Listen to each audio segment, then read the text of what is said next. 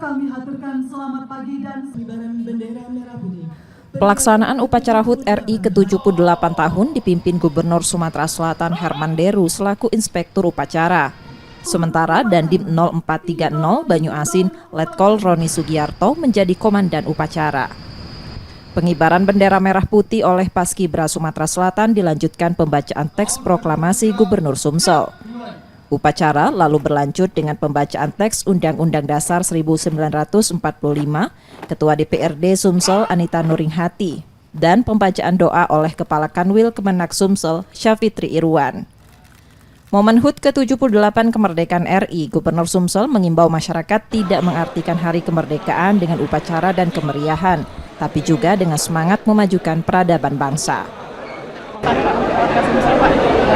Warga Sumsel jangan artikan kemerdekaan ini hanya dengan kemeriahan, upacara dan lain sebagainya.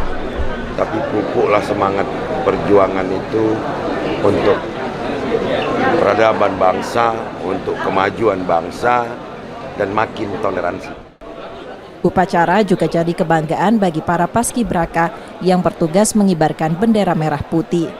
Mereka merupakan siswa dan siswi terpilih utusan dari 17 kabupaten dan kota di Sumsel. Paling menebarkan dari tugas kamu tadi apa? Ketika mengambil bendera merah putih di depan Bapak Gubernur. Sekarang gimana rasanya? Sangat senang banget.